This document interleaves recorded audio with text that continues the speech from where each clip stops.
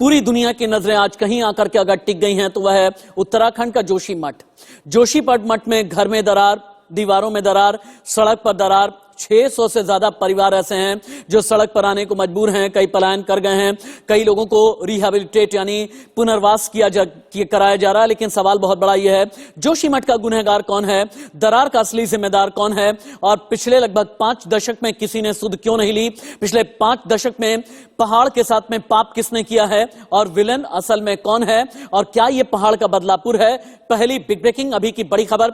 बद्रीनाथ धाम से 45 किलोमीटर दूर जोशीमठ पर खतरा बहुत बड़ा है। डेंजर जोन में आ गया है जोशीमठ। हजारों लोगों पर खतरा है।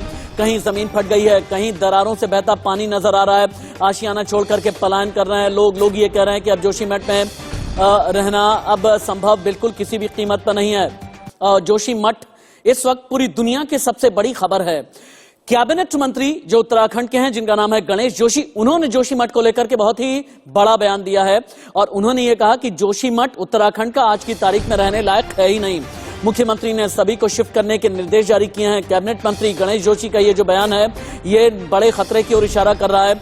लेकिन जोशीमठ में चल क्या रहा है, लोग कितने परेशान हैं, कितने लोगों ने पलायन कर लिया है, जोशीमठ पर कितनी सियासत हो रही है और अभी की स्थिति क्या है, रिपोर्ट देखिए।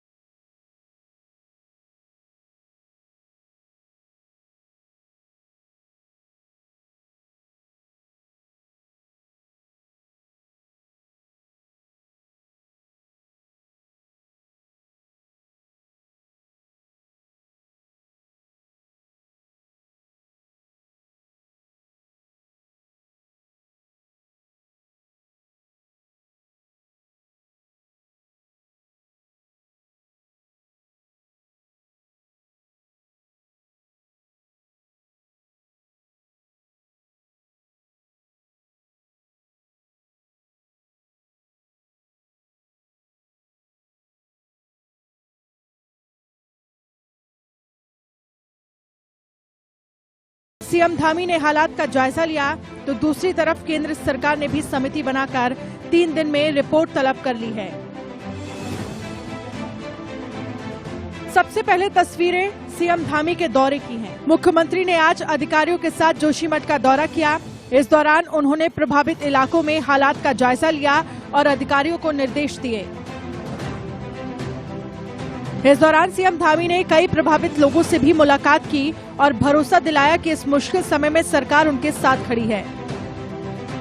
देखिए, अभी चूंकि यहाँ पर जो पानी का अंदर रिसाव हुआ है, उसके कारण से दरारें आई हैं और काफ़ी सारे घर उसकी जद में आए हैं। हमारा प्रयास सबसे पहले तो यही है कि सभी को सुरक्षित किया जाए, सबकी जान माल की सुरक्षा की जाए और जो जरूरी जो इंतजाम है वो करने के लिए हम लोग सभी प्रकार की तैयारी कर रहे हैं। सीएम धामी ने कहा है कि पानी के रिसाव से काफी घरों में दरारें आई हैं। हमारा प्रयास यही है कि सभी को सुरक्षित किया जाए। लोगों को सुरक्षित स्थानों पर ले जाने का हमारा सबसे पहला टास्क है, उस काम को कर रहे हैं। बाकी चूँकि भू वैज्ञानिक भी जो है इसमें काम कर रहे हैं, वाडिया इंस्टीट्यूट है हमारा, IIT रुड़की है, इसरो से भी बात हो रही है। सभी लोग इसमें ये पता लगा रहे हैं, उस पर खोज कर रहे हैं कि आखिर किस कारण से ये हो रहा है। लेकिन अभी ये दीर्घकालिक चीज़ें हैं, उसके बारे में भी हम सोच रहे हैं कि अगर यहाँ से सभी को पलायन करना है, यहाँ से पुनर्वास करना है, तो उनके लिए कहाँ पर व्यवस्था होगी वो भी हम जगह खोज रहे हैं। इससे पहले सीएम धामी ने इलाके का हवाई सर्वेक्षण भी किया।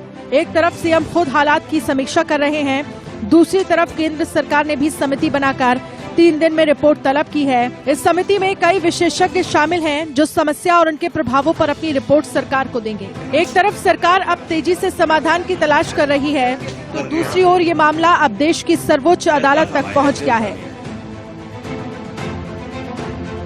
जगत गुरु शंकराचार्य स्वामी अवि मुक्तेश्वरानंद सरस्वती महाराज ने सुप्रीम कोर्ट में जनहित याचिका दाखिल की मांग की है। कि जोशीमठ विलुप्त होने से बचाने के लिए कोर्ट सरकार को जल्द उपाय करने के निर्देश दे। Bureau report, India news.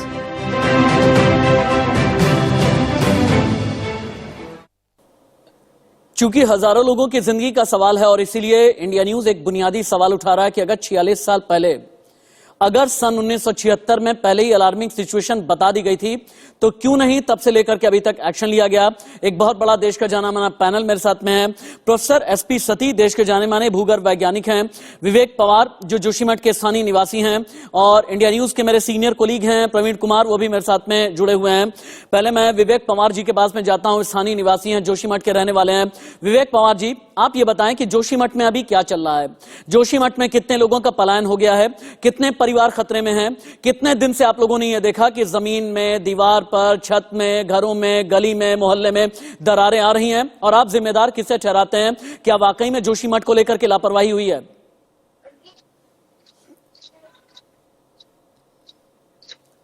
विवेक पवार जी आप सुन पा रहे हैं? चलिए, विवेक पवार जी नहीं सुन पा रहे हैं। प्रोफेसर एसपी सती के पास में चलते हैं। प्रोफेसर एसपी सती, हालांकि ग्राफिकल इनपुट के जरिए इंडिया न्यूज चैनल ये दिखा रहा है कि हाल के सालों में जिस तरह से पहाड़ काटे गए, जिस तरह से शहरीकरण किया गया, जिस तरह से पेड़ काटे गए, पहाड़ों को ध्वस्त किया गया, ब्लास्टिंग की गई, यह उसी का नतीजा है कि आज जोशीमठ खतरे में है। लेकिन मेरा सवाल यह है कि क्या जोशीमठ को बचाया जा सकता था?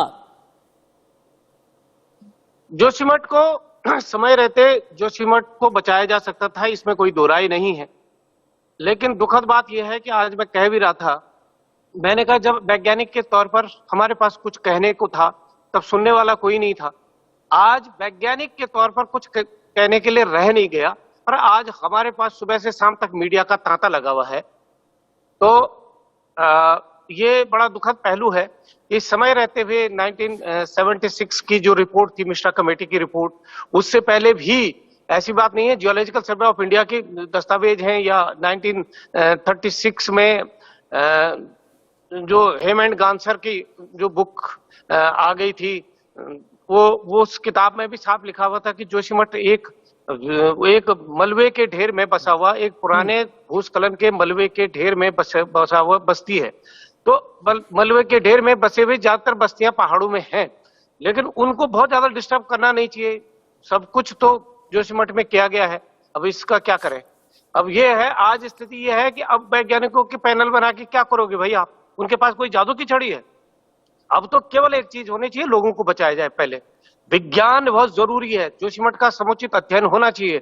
वो आगे के लिए दूसरी बस्तियां जो इस तरह की समान परिस्थितियों में टाइम बॉम्ब में बसी हुई हैं, उनको कैसे बचाया जाए, कैसे बचाया जाए, इसके लिए होना चाहिए। लेकिन अभी तो यानी जोशीमठ में प्रोफेसर प्रायोरिटी होनी चाहिए वो, चूंकि आप एक ऐसे भूगर्भ वैज्ञानिक हैं जिनकी बातों की बहुत ज्यादा क्रेडिबिलिटी है, आप ये कहना चाहते हैं जो जोशीमठ का जो प्रभावित इलाका है 4677 स्क्वायर किलोमीटर का इलाका, ये तबाही की कगार पर है। यानी ये इलाका बचाया नहीं जा सकता, बस यहाँ से लोगों को रिहेबिलिटेट करके कहीं बेहतर जगह भेजा जाए, आप ये कहना चाहते हैं? अभी यही बात है। दुर्भाग्य से यही बात मेरे पास कहने के लिए एज ए वैज्ञानिक मेरे पास अन्य कुछ नहीं है। ये तत्काल लोगों अच्छा को वहां से बचाया जाए। प्रोफेसर, क्या ये खतरा सिर्फ जोशीमठ में है या कर्णप्रयाग तक भी पहुंचा है? नहीं, ये खतरे की जद में तो कर्णप्रयाग है, जोशीमठ है, गोपेश्वर है, धारचूला है, मुंशियारी है, भटवाड़ी है। गॉड, आप जिस तरह से बता रहे हैं प्रोफेसर सती, आप प्लीज, मेरी गुजारिश है कि मेरे साथ में आप रहें, क्योंकि प्रोफेसर सती कई अलार्मिंग साइन दे रहे हैं। प्रोफेसर सती का ये कहना है ये खतरा सिर्फ जोशीमठ में नहीं है, ये खतरा कर्णप्रयाग की तरफ भी है, ये खतरा देवभूमि में कई अलग अलग जगह पर है, जिसके बारे में प्रोफेसर सती बता रहे हैं। प्रोफेसर सती के बारे में एक चीज मैं बता दूं, ये देश के जाने माने भूगर्भ वैज्ञानिक है, मेरे सीनियर कोलीग प्रवीण कुमार भी मेरे साथ में है। प्रवीण कुमार, ये बताएं कि अभी तक सरकार क्या कर रही है? हालांकि रिहेबिलिटेशन का काम शुरू हो गया है, लेकिन अभी तक कितने लोगों का पलायन हुआ है, कितने लोगों का रिहेबिलिटेशन हुआ है, कितने परिवार अभी भी प्रभावित हैं? और प्रोफेसर सती का यह कहना है जोशीमठ में अब बचाया नहीं जा सकता, बस इतना ही है कि जिंदगियों को बचाया जाए, कहीं पर उन्हें ले जाकर के विस्थापित किया जाए।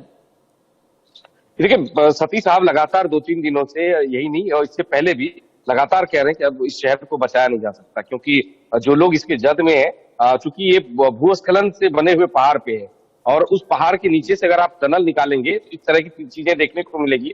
और हमारे पास इंडिया न्यूज के पास जो रिपोर्ट है, वो उत्तरकाशी में भी इसी तरह की घटना सामने आने लगी है, कर्णप्रयाग में भी आ रहे हैं। और अन्य जगह गोपेश्वर से भी ये खबर आ रही है कि वहां भी दरारें पड़ रही हैं। काशी में भी, कर्णप्रयाग में भी, जोशीमठ में पहले से था प्रवीण, यानी खतरा आने वाले दिनों में बहुत बड़ा है। और इसीलिए मैं ये कहता हूं ये देश नहीं बल्कि दुनिया की सबसे बड़ी खबर है। इसलिए बड़ी खबर है क्योंकि ये सिर्फ 4677 स्क्वायर किलोमीटर का जोशीमठ का इलाका नहीं है। मैं विवेक जी आपके पास भी आता हूं, लेकिन एक बहुत बड़ी खबर हमने कन्वर्ट की है।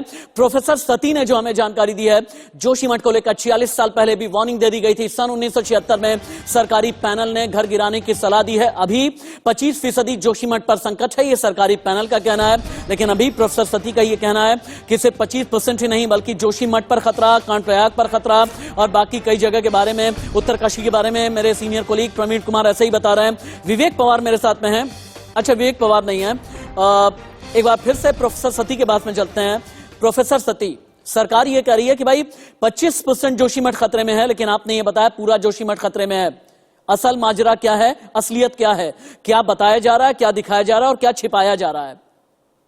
नहीं, 25% शायद उनका ये मंतव्य होगा कि 25% तो अभी जो खिसक रहे हैं, जो बुरी तरह से रहने लायक नहीं है, एक पल भी रहना बहुत कठिन है, वो 25% हो सकता है।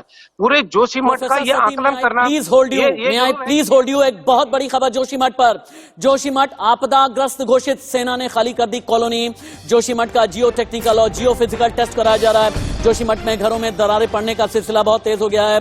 प्रोफेसर सती अब ये बताएं, हालांकि आपने कहा पता पछताए होत क्या जब चिड़िया चुग गई खेत, ये जियो टेक्निकल सर्वे के जरिए या जियो फिजिकल टेस्ट के जरिए क्या कुछ होता है या देर हो चुकी है? नहीं, ऐसा है कि अध्ययनों की अपनी जगह है, अपना महत्व है। अध्ययन पहले भी आए हैं, अब भी अध्ययन होंगे। तो अध्ययन कम से कम जोशीमठ अगर न बचाने की स्थिति हो तो कम से कम इस तरह की परिस्थितियों में जो छोटे मोटे कस्बे हैं, गांव हैं, उनके लिए ये अध्ययन एक आगे के लिए एक सबक के तौर पर भी आ सकता है। अध्ययन की अपनी महत्ता है, अध्ययन को नहीं किया जाए ऐसा मैं नहीं कह रहा हूं। 561 घरों को लेकर के भी मेरे पास में बहुत बड़ी खबर आ गई, बिग ब्रेकिंग है। उत्तराखंड के जोशीमठ के 561 घरों में दरारें आ गई हैं। सिंघधार वार्ड में एक मंदिर ढह गया है। देर रात 50 परिवारों को सुरक्षित जगह पहुंचाया गया। तेजी से धंसने लगे हैं उत्तराखंड के पहाड़। देश के सबसे लंबे जोशीमठ और औली रोपवे पर खतरा बहुत ज्यादा है। प्रवीण कुमार के पास में चलते हैं। प्रवीण कुमार, ये जोशीमठ औली रोपवे पर खतरा बहुत ज्यादा है, यहाँ का अपडेट आपके पास में क्या है?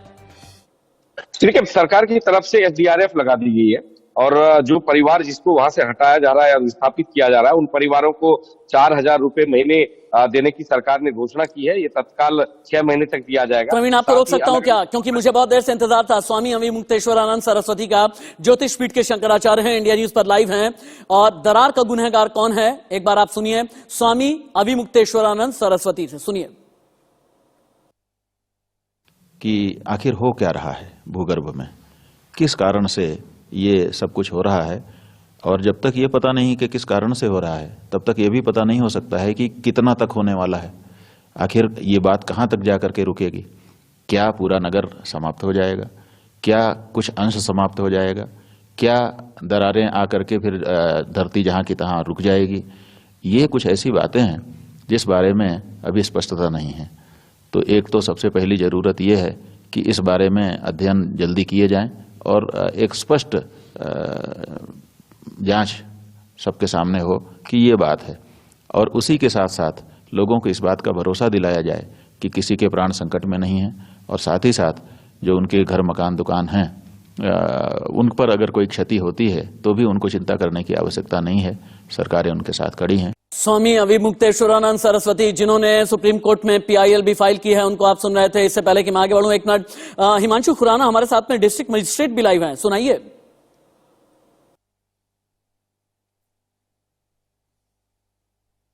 पिछले कुछ टाइम से भूदसाव हो रहा है, और जो भी ऐसे क्षेत्र हैं जहां पर भूदसाव दृष्टिगत हुआ है, और जो हमारे रिलीफ कैंप्स हैं जहां पर लोग अभी टेम्परेरी रूप से निवासरत हैं, और अभी जोशीमठ में हमने अभी स्थानीय हालातों को देखते हुए और जो कई क्षेत्रों में भूदसाव हो रहा है और मकानों में भी दरारें आई हैं, तो उसको देखते हुए अग्रिम आदेशों तक समस्त निर्माण कार्यों पर अभी हमने रोक लगा दी है। सीधे चलते हैं प्रोफेसर SP सती के पास में। थोड़ी देर पहले जब उनसे बात हो रही थी, उन्होंने ये कहा कि जोशीमठ को लेकर के बहुत ज्यादा देर हो गई है। देवभूमि के और भी कई इलाकों के बारे में आप ये बता रहे थे। अब आप ये बताएं, आपको क्या लगता है कि देवभूमि में इतना बड़ा पलायन, इतनी दरार पहाड़ों का, एक तरीके का बदलापुर, हम टीवी वाले अपने अंदाज में कहते हैं, पहाड़ का एक तरह का बदलापुर। लेकिन प्रोफेसर सती, असली विलेन कौन है, असली गुनहगार कौन है? क्या इंडस्ट्री लगाने वाले, क्या पेड़ काटने वाले, या वो लोग जिन्होंने लापरवाही की, जिन्होंने नेग्लिजेंस किया? आपने बताया एक रिपोर्ट 1926 की भी है, आपने बताया कि एक रिपोर्ट 1976 की भी है, लेकिन हर बार रिपोर्ट को दरकिनार किया गया। नहीं, मैं ये कह रहा हूं कि गुनहगार, असली गुनहगार तो विकास का वो मॉडल है जिसमें हिमालय की संवेदनशीलता का कंसिडरेशन नहीं किया जाता है। बड़े बड़े प्रोजेक्ट फाइनलाइज किए जाते हैं, उसमें बड़े लेवल पे वायलेशन होता है, स्लोप से छेड़छाड़ होती है, और इसमें सरकारें भी पूरी जिम्मेदार हैं, उनका देखे देखी स्थानीय जनता भी करती है। आप इतने 1976 की रिपोर्ट के बाद 5-5, 6-6 मंजिले होटल बनाने की परमिशन किसने दी? आर्मी का, आईटीबीपी का इतना बड़ा एस्टेब्लिशमेंट, उसके बाद आपने जोशीमठ में कर दिया। कितना निर्माण के दौरान सर हम गांव में भी पहुंचे। जोशीमठ का एक गांव है, हाँ सर एक मिनट। जोशीमठ का एक गांव है जिसका नाम है मस्ताड़ी। यहाँ के ग्राम प्रधान है सत्यनारायण सेमवाल, ये भी मेरे साथ में लाइव हैं। सत्यनारायण सेमवाल ये बताएंगे कि जोशीमठ में पिछले कुछ दिनों में, पिछले कुछ सालों में और पिछले कुछ दशक में असल में हुआ क्या है, गांव वाले कितने ज्यादा डरे हुए हैं, सुनिए। तब तक का इंतजार कर रही है जब तक यहाँ पे कोई ऐसी अनहोनी ना हो कि जो सरकार की आंखों को खोलने के लिए फिर काफी हो। क्योंकि यहाँ पर लगातार दुर्दशा हो रहा है, मकानों में लगातार दरारें पड़ रही है, लोग डर के साए में जी रहे हैं, और हमारे खेत खलियान या रास्ते ये सभी धंस रहे हैं, और फिर भी यहाँ पर कोई सुनवाई नहीं हो रही है। जबकि भूवैज्ञानिकों द्वारा हमारे पास रिपोर्ट है कि उन्होंने कहा है कि ये गांव खतरे के उसमें है और इसको जल्दी से जल्दी विस्थापन किया जाए। जोशीमठ को बचा लो, आज की तारीख में पूरा जोशीमठ यही कह रहा है, लेकिन खतरा यहां से ज्यादा निकल करके उत्तरकाशी और कर्णप्रयाग की तरफ भी जा रहा है। प्रवीण कुमार, आपका बहुत बहुत धन्यवाद। प्रोफेसर एसपी सती, आपने बेशकीमती समय मेरे लिए, मेरी टीम के लिए निकाला। मैं राशिद हाशमी अपनी पूरी टीम की तरफ से आपको धन्यवाद कहना चाहूंगा, और आपसे साथ ही गुजारिश भी करना चाहूंगा कि आगे भी मैं चाहूंगा कि मेरे साथ में आप लाइव जुड़ें, ताकि जोशीमठ में क्या हो रहा है, जोशीमठ का विलेन कौन है, गुनहगार कौन है, ये सब कुछ आप हमारे जरिए पूरी दुनिया तक पहुंचाएं।